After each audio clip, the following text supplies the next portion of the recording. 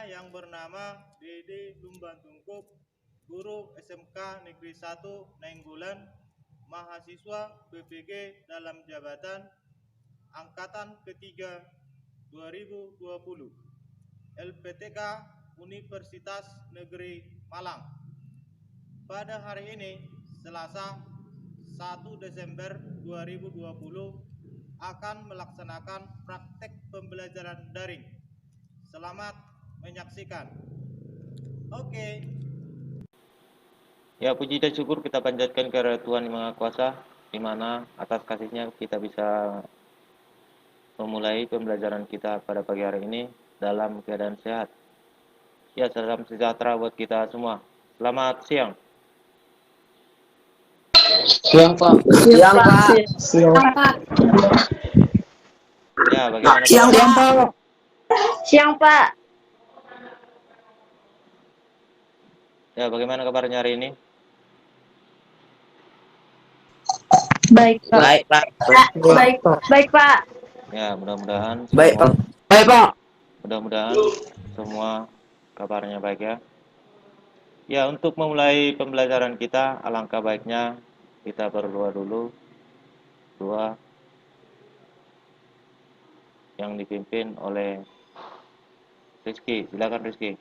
Sebelum memulai pelajaran kita pada hari ini, alangkah baiknya kita berdoa menurut agama Kristen. Berdoa dimulai. Berdoa selesai. Ya, terima kasih Rizky telah membawakan doa pada siang hari ini untuk memulai pembelajaran kita. Ya, untuk absensi Bapak telah bagikan melalui Google Classroom. Silakan diisi nanti sebentar ya. Untuk materi hari ini Bapak akan presentasikan sebentar, yaitu tentang instalasi sistem operasi. Adapun kompetensi dasar yaitu menerapkan sistem operasi closed source dan keterampilannya menginstalasi sistem operasi closed source. Adapun indikator pencapaian kompetensinya mampu mempraktekkan instalasi sistem operasi closed source berbasis GUI dan CLI. Yang kedua, melakukan pengujian hasil instalasi sistem operasi open close berbasis GUI dan CLI. Yang ketiga, mampu menganalisa spesifikasi minimal. Yang keempat, mampu memutuskan sistem operasi yang akan digunakan. Mampu memutuskan sistem operasi yang akan digunakan. Ya, untuk tujuan pembelajaran, melalui pembelajaran pengamatan peserta dapat memutuskan jenis sistem operasi yang akan digunakan. Yang kedua, melalui contoh praktek yang diberikan guru dan video tutorial serta diskusi, peserta didik dapat mempraktekkan instalasi sistem operasi closed source berbasis GUI dan CLI dengan cermat, teliti, dan sistematis. Yang ketiga, melalui contoh praktek yang diberikan guru serta diskusi, peserta didik dapat melakukan pengujian hasil instalasi sistem operasi closed source berbasis GUI dan CLI dengan cermat, teliti, dan sistematis. Yang keempat, melalui kegiatan diskusi dan tanya jawab, peserta didik dapat membandingkan dan menyimpulkan kegiatan instalasi sistem operasi dengan cermat. Kira-kira bisa dilihat gambarnya? Bisa, Pak. Kira-kira ini gambar apa? Servis komputer, Pak. Servis komputer, Pak. Servis komputer, Pak. Ya baik, kaitan tujuan pembelajaran kita hari ini dengan dunia usaha itu mampu membuka peluang usaha dan di daerah kita masing-masing maupun kita bekerja di industri nanti.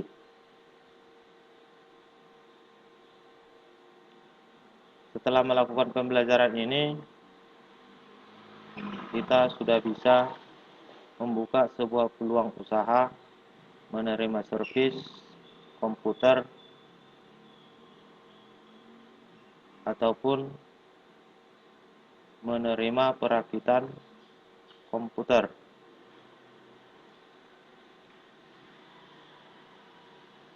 Ini gambarnya jelas terlihat? Jelas, Pak. Jelas, Pak. Jelas, Pak. Jelas, Pak. Ya, Jelas, Pak. sebelum kita memulai kegiatan, kita harus terlebih dahulu mengutamakan K3, yaitu keselamatan dan kesehatan kerja. Ini salah satu contoh yang kurang keselamatan dan kesehatan kerjanya.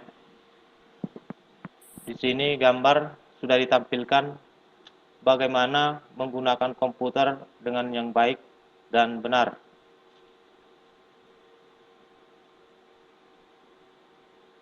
Ya, kita pretest sebentar. Kira-kira dari gambar berikut, mana yang merupakan sistem operasi closed source? Microsoft, Windows, iOS, dan Macintosh, Pak.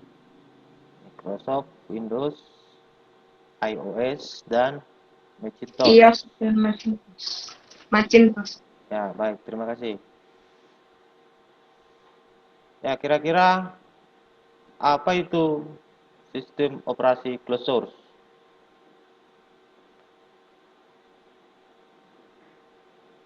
Mohon diulangi pertanyaannya, Pak. Ya, kira-kira apa itu yang dinamakan sistem operasi closed source? Saya, Pak.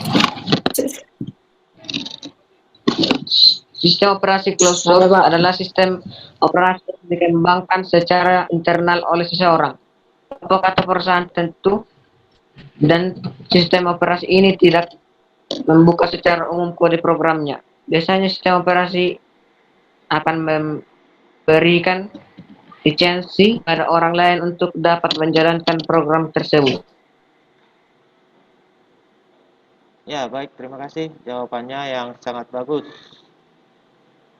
Ya, baru yang kedua, permasalahan. Kenapa harus install sistem operasi?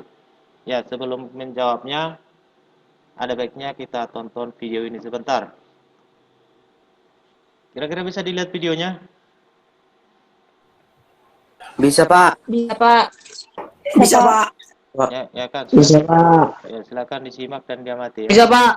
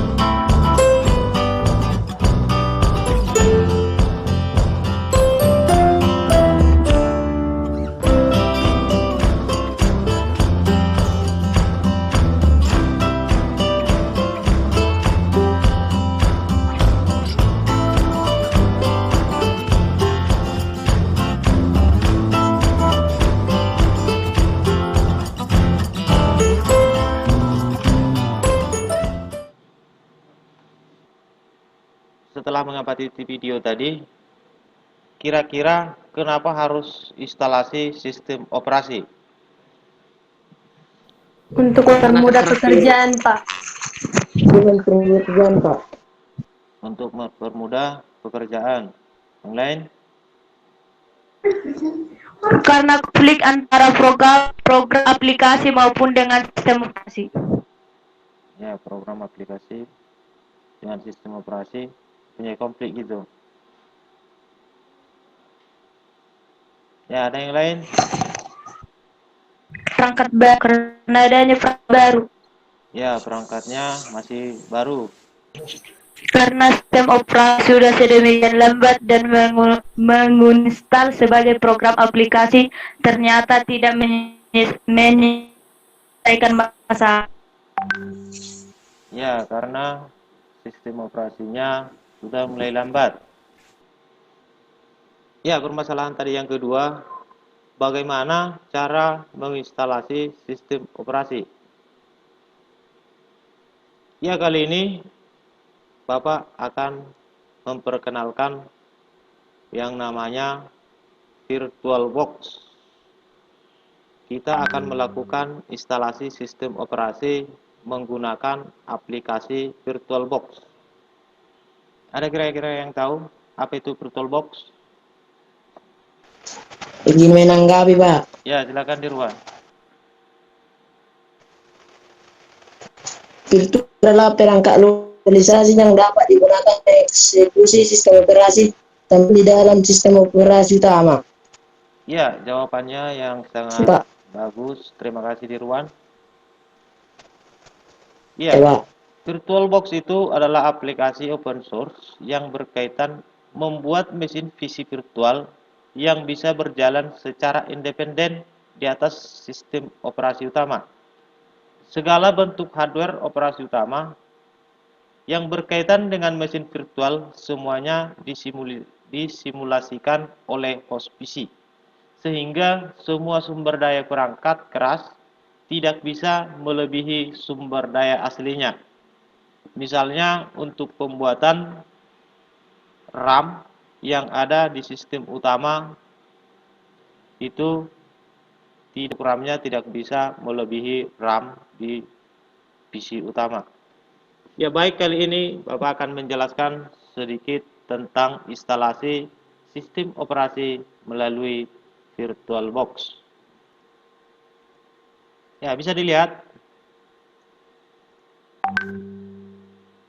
Bisa, Pak. Bisa, Pak. Yang pertama-tama, Bisa, Pak. ya baik. Yang Bisa, pertama, Pak. baik. Bisa. Ya, yang pertama-tama kita harus melakukan instalasi VirtualBox-nya dulu ya. Baru yang kedua kita install VirtualBox-nya. Untuk masuk ke instalasi sistem operasi, yang pertama setelah sudah melakukan instalasi VirtualBox, kita melakukan pembuatan partisi yang baru atau mesin virtual yang baru. Kita buat nama depannya, contohnya untuk Windows 10. Kita buat tipenya itu Microsoft Windows, versinya Windows 10 yang 64 bit. Kita lanjut. Baru tentukan ukuran memori untuk mesin virtualnya. Tidak melebihi memori yang digunakan pada sistem operasi utama. Ya, kita lanjut. Baru create a new virtual hard disk now. Kita buat yang baru. Baru lanjut. Baru ukurannya tetap. Lanjut. Baru namanya Windows 10. Kita ambil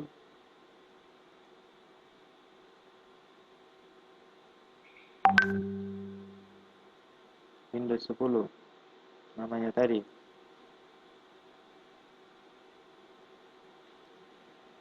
Ya, kira-kira ada peringatan gagal menciptakan unit penyimpanan hard disk C. Apa masalahnya ini?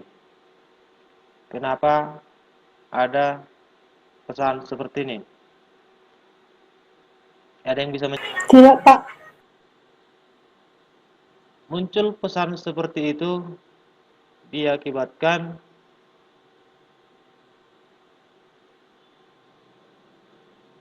karena partisi yang di C itu sudah penuh atau hampir penuh Makanya keluar pesan seperti yang tadi.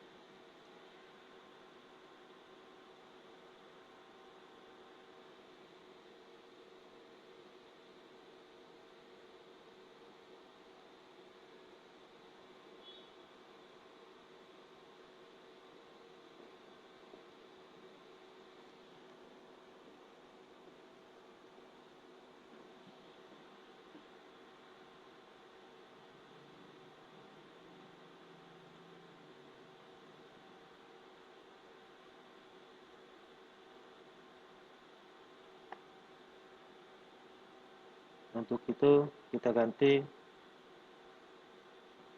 lokasi pembuatannya jadi di D. Buat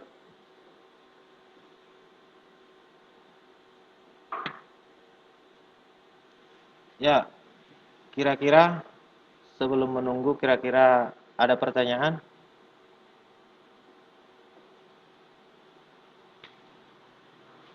Sebelum menunggu prosesnya selesai, kira-kira ada pertanyaan? Saya Pak, Ya, silakan.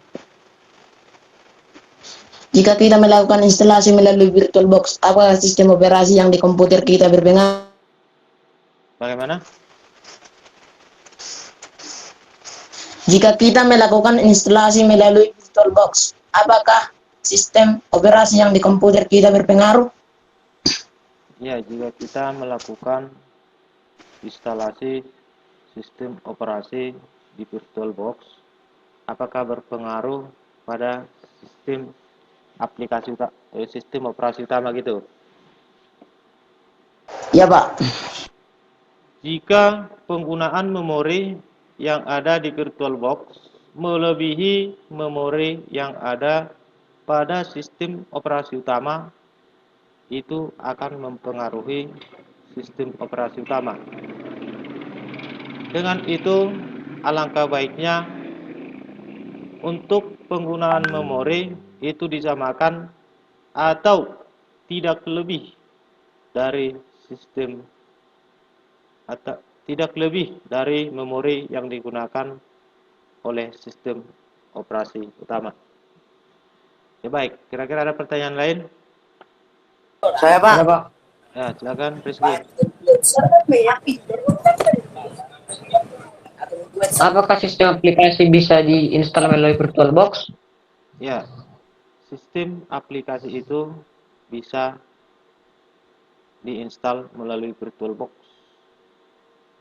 seperti Microsoft Word dan lain sebagainya. Kita tinggal mengganti file menjadi file pada Microsoft Word-nya menjadi file ISO. Bisa dipahami?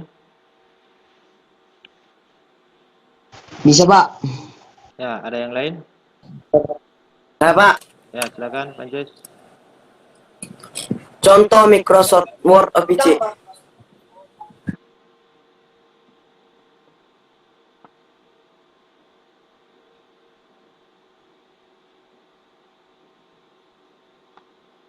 Ya, penginstalan sudah selesai, baru kita lanjutkan untuk memulai instalasi Windows 10.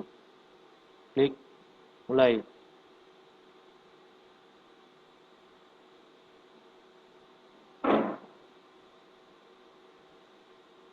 baru pilih Windows 10. Mulai.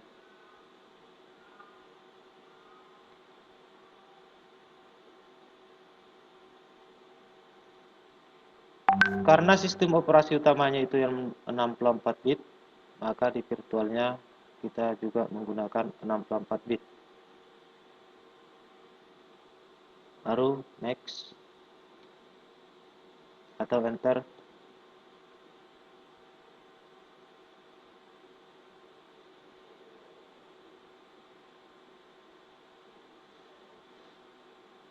Ya, ini tampilan pertama atau tampilan awal Windows 10.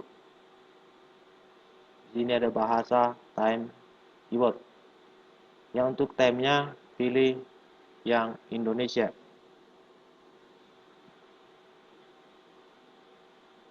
Keyboardnya yang default aja US, baru next, baru install now.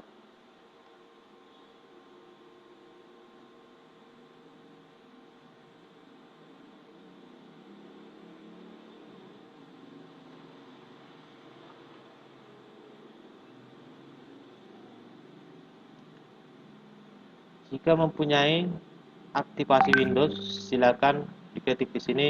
Jika tidak ada, langsung I don't. Baru lanjut seterusnya. Tinggal next.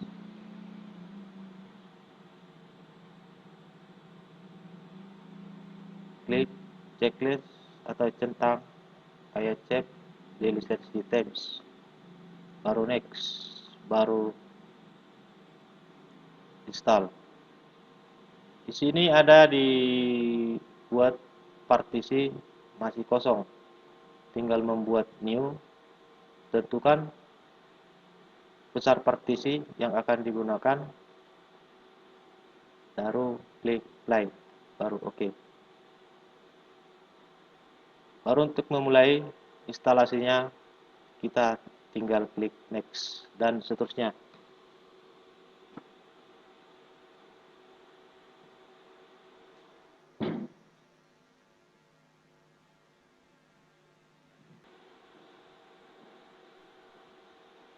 Ya baik, kita masuk ke tahap diskusi. Kelompoknya dibagi sama seperti yang kemarin, antara 1 dan sampai 5 itu kelompok 1, begitu juga seterusnya. Apa sudah berikan atau sudah bagikan LKPD-nya melalui Google Classroom. Perhatikan video nanti yang sudah bagikan di Google Classroom itu sebagai panduan dalam mengerjakan LKPD tersebut. Ya, silakan berdiskusi. Selamat datang kembali di Google Meet. Ya, sebelum melakukan persentase kelompok, kira-kira ada pertanyaan untuk diskusinya itu? Kira-kira ada masalah? Izin bertanya, Pak. Ya, silakan Pak Jes. Apakah fungsi VirtualBox?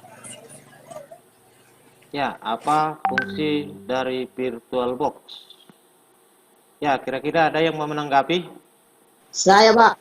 Ya, Dirwan, silakan. Fungsi dari VirtualBox adalah untuk mencoba sistem operasi yang berbeda dengan sistem operasi utama. Untuk mencoba sistem operasi yang baru, rilis atau masih dalam tahap uji coba. Sekian, Pak. Ya, terima kasih Dirwan. Jawabannya sangat bagus. Ada kira-kira tanggapan yang lain? Ya, fungsi VirtualBox tadi adalah untuk melakukan instalasi sistem operasi di atas sistem operasi utama. Ini bagaikan komputer di dalam komputer. Kira-kira seperti itu. Satu komputer kita bisa dikatakan lebih dari satu dengan menggunakan VirtualBox. Gimana Pak Anjas? Sudah bisa dimengerti? Sudah, Pak. Ya, baik. Terima kasih. Baik, kita lanjut. Ya, untuk persentase, ya silakan kelompok 1 untuk mempresentasikan hasil diskusinya. Kami dari kelompok 1 ingin memaparkan hasil diskusi kami tentang kelebihan dan kekurangan GUI. Kelebihan GUI: 1. Tampilannya sangat user-friendly dan menarik. Penggunaan akan sangat dimanjakan dengan adanya simbol yang mewakili perintah tertentu dan gambar-gambar yang memudahkan pengguna untuk mengerjakan sesuatu. 2. Tidak membosankan, karena antarmuka ini lebih menekankan pada visual dan metode praktis. Antarmuka ini sangat disukai oleh banyak orang. 3. Mudah digunakan. Kemudahan yang ditawarkan pada antarmuka GUI memang amat banyak, sehingga pengguna bisa sangat mudah dalam menjalankan perangkat pintarnya. 3. Resolusi gambar tinggi. Keberadaan antarmuka GUI tentu sangat menyenangkan karena pengguna bisa melihat objek layaknya sebuah TV. 4. Tidak perlu ribet mengikat berbagai baris dan perintah. Antarmuka GUI sangat praktis dan instan dalam penggunaannya. Kamu tidak perlu mengingat atau memahami kode dan perintah yang sulit untuk dimengerti. Kekurangan GUI: 1. Membutuhkan spesifikasi hardware yang lebih besar dan mumpuni karena kebanyakan menggunakan grafis. 2. Performa lebih berat. Program atau aplikasi tentu membutuhkan storage memori yang banyak. Selain itu, performa lainnya juga harus dibutuhkan untuk memenuhi berbagai perintah yang dijalankan. 3. Biasanya berbayar. Semakin bagus fitur yang ditawarkan sistem operasi, semakin berpeluang juga untuk menghasilkan pundi-pundi uang. Demikian refleks dari kelompok 1, Pak. Ya, terima kasih telah mempresentasikan hasil dari kelompok 1, presentasinya atau hasil diskusinya yang sangat luar biasa. Kira-kira ada tanggapan dari kelompok lain tentang hasil presentasi dari kelompok 1? Bagaimana, sudah pas? Sudah, Pak. Oke, baik. Ya, untuk kelompok 2, silakan. Kami dari kelompok 2 ingin mempresentasikan hasil diskusi kami. Kelebihan CLI: efisien, ringan, dan cepat. Bagi yang sudah ahli dan familiar dengan kode-kode antarmuka, CLI mungkin tidak akan menjadi masalah. Bahkan bagi mereka yang sudah ahli, mungkin CLI adalah pilihan yang terbaik. Selain lebih efisien, ringan, dan cepat, antarmuka CLI juga bisanya lebih mudah untuk membuat atau membobol konfigurasi keamanan. Berbagai hak akses keamanan mungkin bisa lebih mudah didapat dengan menggunakan antarmuka CLI. 2. Mudah dalam membuat folder dan subfolder. Membuat beberapa folder pada antarmuka CLI sangat mudah. Cukup mengetik perintah mkdir, maka folder baru sudah dibuat. Meski gue juga cepat dalam membuat folder, namun dalam antarmuka CLI lebih cepat dalam hal ini. 3. Performa stabil. Karena hanya menggunakan teks, antarmuka sistem operasi ini terlihat lebih stabil dibanding GUI. Hal ini tentu tidak akan memengaruhi aktivitas karena tidak memaksa resor memori yang terlalu banyak. Banyak juga perusahaan yang lebih suka membangun server jaringan dengan menggunakan CLI karena tingkat stabilnya. Misalnya Debian Server. 4. Biasanya gratis. Mayoritas antarmuka CLI bersifat gratis dalam penggunaannya. Hal ini bisa jadi karena rata-rata antarmuka CLI menggunakan sistem operasi berbasis open source. 5. Hanya memerlukan spesifikasi hardware yang rendah, tidak muluk-muluk. Hal ini dikarenakan antarmuka CLI hanya menggunakan perintah teks, tanpa menggunakan grafis berat sama sekali. 6. Jarang terkena virus. Selain beberapa kelebihan yang sudah dijelaskan sebelumnya, antarmuka CLI juga mungkin jarang terkena virus atau malware, apalagi jika sistem operasinya yang berasal dari Linux yang umumnya sangat jarang diserang virus bandel. Kekurangan CLI: 1. Bagi pengguna awam, terkesan tidak menarik dan sangat membosankan. Bayangkan saja kamu melihat layar tanpa adanya gambar atau visual apapun. Hanya ada background hitam dan teks yang berwarna putih. Apa yang kamu rasakan pertama kali? Kalau saya sendiri sih sudah tentu sangat bosan melihatnya. 2. Harus menghafal atau mengerti berbagai kode berbasis dan perintah. Selain tampilan yang gitu-gitu saja, kamu juga harus mengingat berbagai baris untuk menjalankan suatu perintah. Ini tentu menjadi sangat ribet apabila kamu menginginkan sesuatu yang instan dan praktis. Misalnya kamu ingin internetan melalui antarmuka CLI. Kamu harus terlebih dahulu membuat konfigurasi tertentu agar kamu bisa terkoneksi dengan internet. Jika kamu masih pemula, hal ini tentu menjadi sangat sulit dan ribet, bahkan mungkin saja konfigurasimu salah dan harus dicek satu persatu. 3. Salah perintah bisa fatal. Biasanya antarmuka CLI tidak terlalu banyak menanyakan hal, karena semuanya mungkin serba simpel. Antarmuka ini secara otomatis akan menjalankan berbagai perintah yang dimasukkan. Misalnya saat membuat server jaringan dan ternyata ada beberapa perintah yang belum diinterupsikan, maka kemungkinan jaringan akan gagal dibuat. Perlu pengecekan mendalam di setiap baris perintah yang dijalankan. Bagi yang belum terlalu mahir, cara ini mungkin tampak ribet dan sangat membingungkan. 4. Risiko kehilangan file lebih besar. Saking cepatnya menggunakan baris kode, mungkin saja kita tanpa sengaja melakukan kesalahan, misalnya saat ini. Sekian refleks dari kelompok kami. Ya, terima kasih untuk kelompok 2. Hasil diskusi yang sangat luar biasa. Kira-kira ada tanggapan dari kelompok lain? Baik, terima kasih. Kalau tidak ada lagi tanggapan, kita masuk pada kesimpulan. Ya, kira-kira ada yang bersedia membuat kesimpulan dari materi yang kita pelajari hari ini? Saya, Pak. Ya, silakan, Emil. Dari pembelajaran hari ini, saya dapat menyimpulkan bahwa sebelum menginstal sebuah sistem operasi, kita harus mengetahui terlebih dahulu spesifikasi perangkat komputer yang akan kita install. Langkah berikutnya adalah menentukan sistem operasi yang akan kita gunakan. Kelebihan dari Windows 10 ini adalah karena OS ini memiliki sifat user-friendly, sehingga dalam penggunaannya jauh lebih mudah jika dibandingkan dengan yang lain. Sistem operasi ini juga memiliki kelebihan dalam keamanan dan performa stabil karena disesuaikan dengan perangkatnya. Untuk proses instalasi software jauh lebih mudah dibandingkan dengan sistem operasi lainnya. Pemilihan sistem operasi dapat ditentukan dengan memperhatikan spesifikasi perangkat komputer dan tujuan penggunaannya. Dari semua sistem operasi yang sifatnya closed source, Windows 10 dapat digunakan pada berbagai perangkat komputer. Tidak seperti iOS atau Macintosh, kita harus beli dulu produk dari Apple. Demikian kesimpulan saya, sekian dan terima kasih. Ya, terima kasih Emil telah memberikan kesimpulannya yang sangat bagus dan menarik. Ya, kesimpulannya yaitu tentang kita harus tahu dulu spesifikasi komputer yang akan kita lakukan instalasi. Baru kita bisa menentukan sistem operasi yang akan kita gunakan pada komputer tersebut. Ya, terima kasih. Ya, untuk materi selanjutnya kita masuk ke tahap refleksi. Ya baik, terima kasih. Kira-kira ada yang membuat refleksi tentang pembelajaran kita pada pagi hari ini? Saya, Pak. Ya, Dirwan silakan.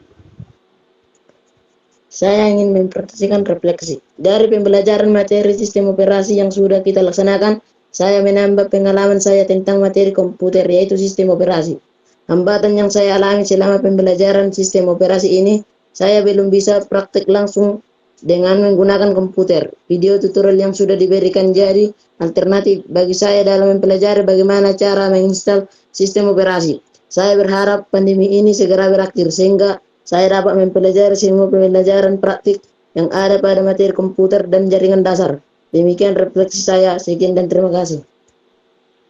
Ya, baik. Terima kasih Dirwan. Mudah-mudahan pandemi ini cepat selesai agar kita bisa langsung tatap muka di sekolah dan bisa belajar dengan baik serta bisa praktek di laboratorium sekolah.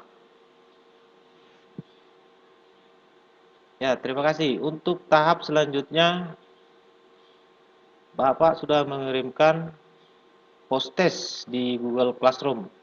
Silakan dikerjakan sebentar. Ya, sebentar ya. Ya, Pak.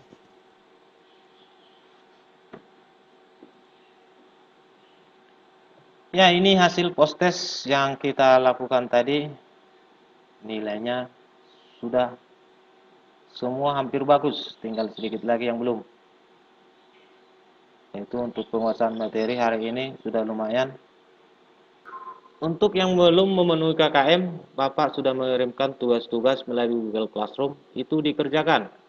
Dan yang sudah lulus kita pengayaan dengan masuk ke kelas workshop SMK Negeri 1 Nainggolan.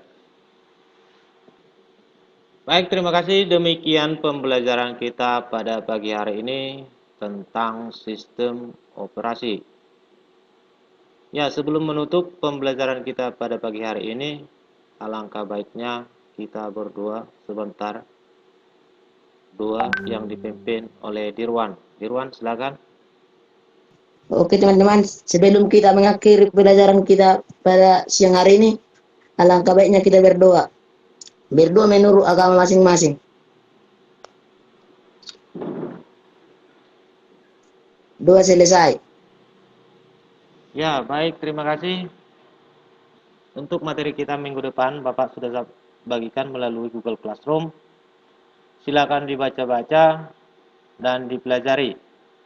Tetap semangat, jaga protokol kesehatan selalu agar terhindar dari segala penyakit. Terima kasih. Selamat siang. Selamat Siang Pak. Oke, sampai jumpa. Siang, Pak. Sampai jumpa di pertemuan selanjutnya. Terima kasih.